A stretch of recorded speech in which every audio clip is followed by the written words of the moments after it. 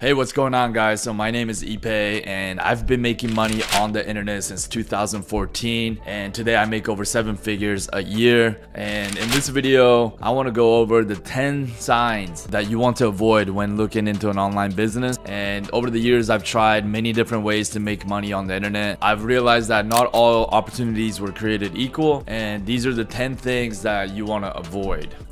Number 1, you don't own any income producing assets. So what I mean by this is if you own your own website and that website is like a blog or a lead gen site, you actually own something that you control that nobody can take away from you. So as you work on that domain or that web property, it's going to become more valuable over time. An example of an online business where you don't own anything is, let's say you do affiliate marketing or drop shipping and you own a piece of landing page like ClickFunnels that anyone can spin up in 5 minutes, and you're relying on Facebook ads to generate traffic. If Facebook shuts down your account, no matter how many hours you spent on that business, you will lose that business overnight because your traffic is going to stop. Whereas if you own an actual quality website that generates its own free traffic, nobody can take that away from you. This means that you want to avoid opportunities that are get rich quick, because most of those opportunities you don't actually create and own anything of any value. Different example of things that you own and control are like, let's say your YouTube channel, you own and control your own channel, your own videos, your own content, a blog, any website that you own and control, you make it valuable and you get free traffic. Or if you created a digital product, you own and control that. Whereas if you do social media marketing, you run ads for different businesses and different companies. It's an okay business model, more short term, but in the long run, you don't actually own and control anything. These companies can fire you. If you're a freelancer,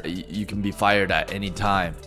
Number 2, you are forced to compete with giants. So this is why a lot of the e-commerce opportunities I do not like, because you don't have enough competitive advantage. You're dealing with competitors from China that have way more economies of scale than you. They have more money, they can buy larger inventory, they can sell their products a lot cheaper than you, and this is what makes physical products very difficult to compete. If you have certain special connections that you can take advantage of, or you build certain special relationships with certain suppliers and you're able to sell certain brands that other people can't, those are some of the competitive advantage that you need to have to compete in the physical product space.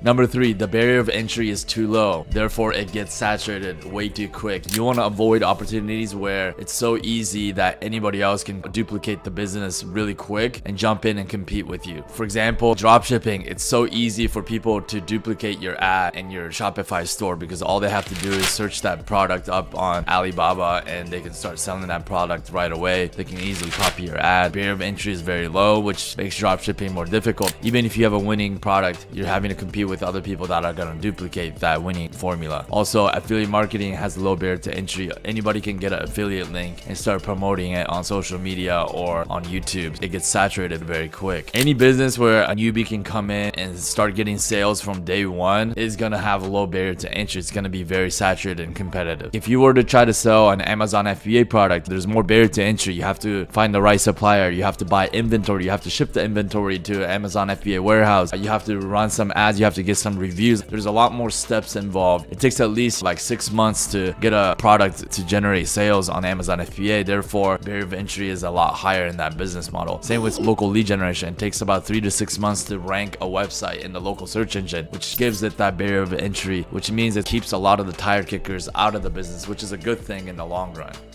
Number 4, the success of the business relies on a singular product or company. If you're looking into a business opportunity where you have to rely on a company to get sales, it's a crypto product or some multi-level marketing product, it's very volatile, very risky, because if that company doesn't do well in the long run, you spent all this time building this other company, and if they go bust, you can lose all your hard work and effort overnight. This is why I like more skill-based businesses where I have a versatile skill, whether that's SEO, my ability to generate leads. I know that as long as I know how to generate leads, I can work for a variety of companies out there in the marketplace.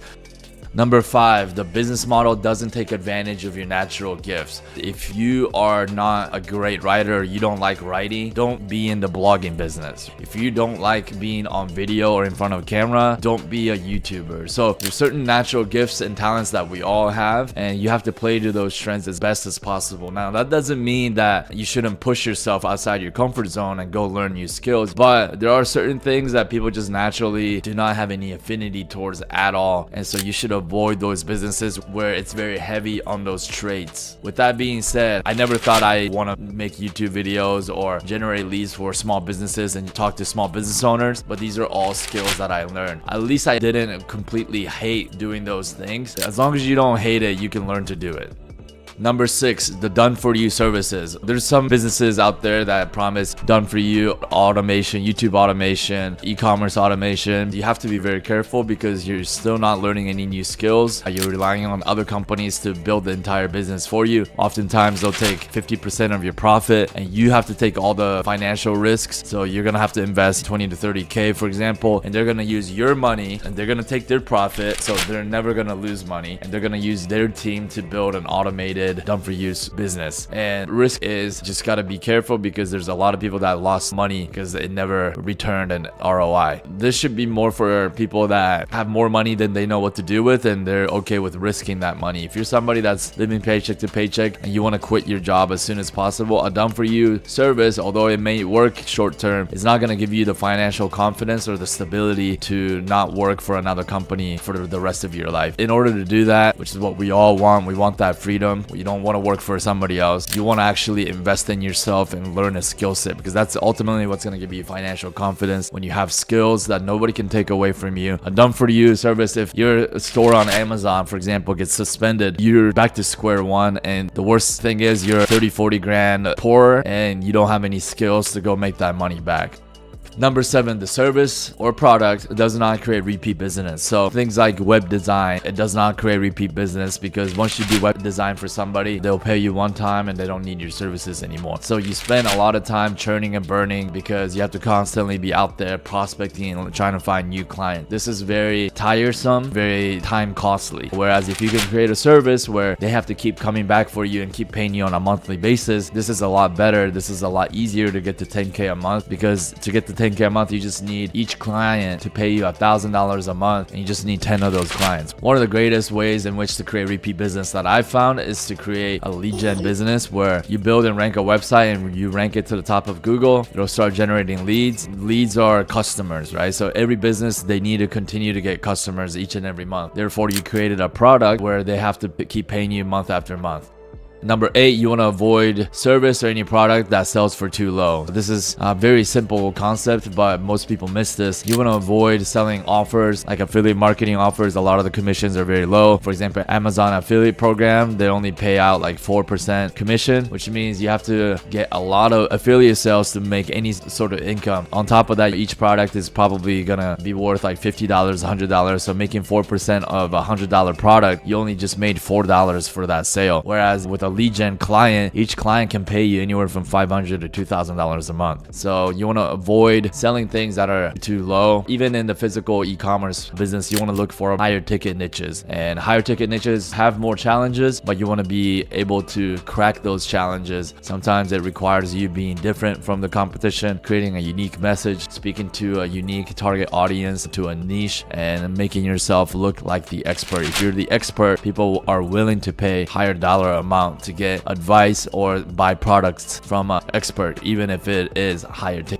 Number 9, there is no clear evergreen strategy to continue to generate traffic. So generating traffic is the most important skill in making money online. If you don't have traffic, you cannot make money. YouTube, it's promising because YouTube is a growing audience base. It's growing each and every year. So if you crack the code of knowing how to make really good YouTube videos, and that platform is not going anywhere, so it gives you security into the future, knowing that as long as you continue to innovate and make better and better videos, your audience will continue to grow and you actually have a real business. The only downside with YouTube is that most of the time you are on camera, so you are the face of your YouTube channels. It's hard to take breaks and vacation time. You have to be on camera always, and YouTube only rewards channels that are constantly pumping out new videos. This is why I predominantly focus on ranking in Google, because in Google I don't have to be on camera, right? In Google I know how to rank websites using high-level SEO skills, and once I rank my own websites, they generally stay ranking over the long term at the first page of Google. And Google is a search engine that's not going anywhere anytime soon. So this is an evergreen traffic generation strategy that I can count on into the future. Things that are not as evergreen are places like running Facebook ads. If you see, Facebook ad platform has become less profitable over the years as there are more advertisers. When there's more advertisers, the cost per click goes up, which cuts into the profit margin. So Facebook ad over time has become less and less profitable for businesses. So that's not an evergreen strategy. It's getting worse and worse each and every year. Same with Instagram ads. Most paid ad traffic generation strategies are pretty volatile. This is why you want to rely on content marketing and your ability to generate free traffic.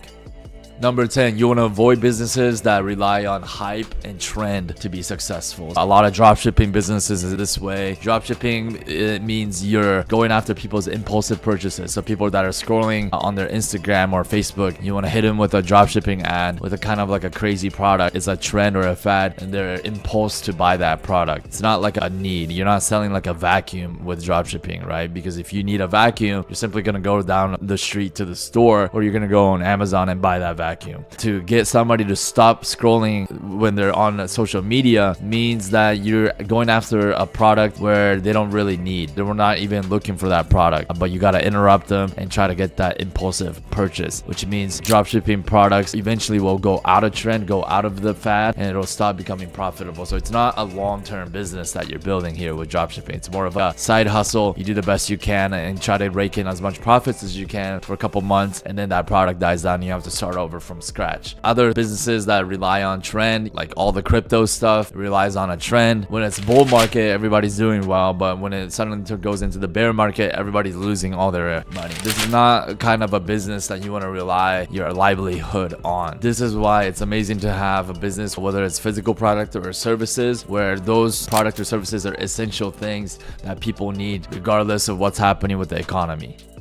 So again, those are the 10 things that you want to avoid when looking into online business opportunity. And these are literally the things in my mind that I look at when I analyze and study any online business, whether that's something that I want to try or not. Now today, a lot of you guys that are looking at online business opportunities are getting bombarded with a lot of ads that are promoting different new business opportunities. But you have to understand that new business opportunities carry with it a lot more risks because it hasn't been proven to be long-term yet. It hasn't stood the test of time. A lot of these ads and course creators are doing is they are hitting you with the novelty fallacy, which means that we're all attracted to anything that's novel, things that are new. New doesn't mean that it's a sound business model. New doesn't mean this is a business model that is going to be around the next 2-3 years. A lot of them are using fad words like AI or automation, and these different things are tricking our minds into thinking something is great. Because a lot of people get hurt and lose a lot of money on these opportunities. So you have to be very careful. Now, local lead generation, I harp on it, come back to it over and over again because it has stood the test of time. Our lead gen program has been around since 2014, still getting testimonials on a daily basis, and it's a very sound business model. It's service-based, it's skill-based. Lead gen is a skill that everybody needs, all the businesses need, regardless of what's happening with the economy. You are building your own digital asset that you own and control, which is the lead gen website. So it has a lot of things going for it that make it sound and future-proof. It is extremely versatile skill. You're not relying on one product or one company. Once you master the skill of lead generation, you can legit provide leads and get paid by countless of small businesses all across the world. Plumbers, roofers, limousine companies, tree care companies, landscapers, pool cleaners, you name it. And any of these companies are making 10-20K a month. So if you generate a lead for that kind of company, these companies can easily afford to pay you $1,000 a month. So once you got a skill like this, all you need is like 10 clients to make $10,000 a a month of net pure profit. That's gonna completely change your life for good. I remember when I first got started, I was able to quit my job after 7 months into the program. So if you're interested in getting some help, getting some more guidance, I have a webinar that I spent a lot of time on building. So if you can click on a link on the description, it's gonna explain A through Z what this lead gen business model is. In my opinion, this is the best online business opportunity for most people. So if you like this video, hit the subscribe button. I'm gonna be dropping more videos like this that's gonna explain on a deeper level what makes a successful online business. Hit the like button, and I will see you guys on the next video. Peace.